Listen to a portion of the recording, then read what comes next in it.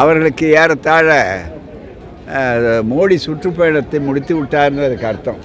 ஏன்னா மோடி அதை விரும்புகிறாரோ அதன்படி தான் தேர்தல் கமிஷன் இப்போது தெரிகிறது.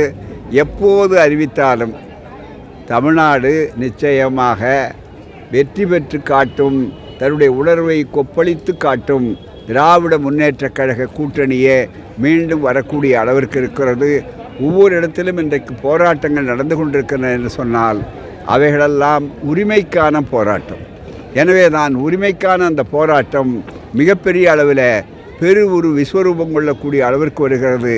எனவே தேர்தலை பொறுத்தவரையில் அது வெறும் ஓட்டு கண்ணோட்டத்தோடு பார்க்க வேண்டிய தேர்தல் அல்ல, நாட்டு கண்ணோட்டத்தோடு, இன உணர்வோடு, மொழி உரிமையோடு, நாகரிகம் பண்பாடு இவைகள் காப்பாற்றப்பட வேண்டும் என்பதோடு மாநில உரிமைகளை காப்பாற்றுவதற்காக இன்றைய திராவிட முன்னேற்ற கழக கூட்டணியினுடைய தலைமையிலே மிகப்பெரிய வாய்ப்பாக திரண்டிருக்கிறார்கள் சொன்னால் மீண்டும் ஸ்டாலின் ஆட்சி என்பதை உறுதிப்படுத்துவதற்காகத்தான் ஒவ்வொரு முறையும் வடக்கே இருந்து தலைவர்கள் மோடி உட்பட வருவதன் மூலமாக தங்களுடைய உணர்வுகளை அவர்கள் தெளிவாக தங்களுடைய தோல்வியை காட்டுகிறார்கள், பயத்தை காட்டுகிறார்கள் என்பதற்கு பொருள்.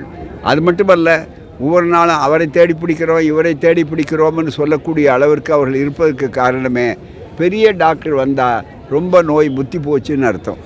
ஆகவே அடிக்கடி பெரிய டாக்டர் வந்தார்னால ரொம்ப நோய் புத்தி போயிருக்கு, சிறிய டாக்டர் இங்கே இருக்கிற லோக்கல் டாக்டர்கள்லாம் பயன்படாது என்பதற்காகத்தான் பெரிய டாக்டர் அடிக்கடி வருகிறார். தீவிர சிகிச்சை பிரிவில் வரும்போது என்ன ஆகும் என்பது நன்றாக தெரியும். எனவே தான் எந்த வித்தைகளை செய்தாலும் மீண்டும் திராவிட மாடல் ஆட்சி, மீண்டும் வருவோம், மீண்டும் வருவார், மீண்டும் வருவார், மீண்டும் வருவார், மீண்டும் வருவார். கேஸ் தட்டுப்பாடுங்கிறது எல்லா பொதுமக்களுக்கும் காமன் தான், எல்லாத்துக்கும் பாதிப்பு தான். ஆமாம், எதிர்கட்சிகளை பொறுத்தவரைக்கும் அமைதியாக இருக்காங்களா இந்த பிரச்சனையில்? எதிர்கட்சிகள் அமைதியாக இருக்காங்க இந்த பிரச்சனை. அமைதியாகவே கடைசி வரையில் இருப்பார்கள். மக்கள் அமைதி புரட்சியை செய்வார்கள். ஏன்னா அவர்களுக்கு வாய் சுதந்திரம் இல்லையே. டெல்லியில் போய் அடிமையாக வந்தவர்களுக்கு சுதந்திரம் பேசணும். அதே நேரத்தில் இந்த கூட்டணியிலே சுதந்திரமாக கருத்துக்களை தெரிவிப்பதற்கு கூட வாய்ப்பு உண்டு. இது முற்போக்கு ஜனநாயக முற்போக்கு கூட்டணி. அது முற்போக்கு கூட்டணி அல்ல, ஜனநாயக கூட்டணியும் அல்ல. ஆகவே தான் இந்த சூழ்நிலை இருக்கிறது.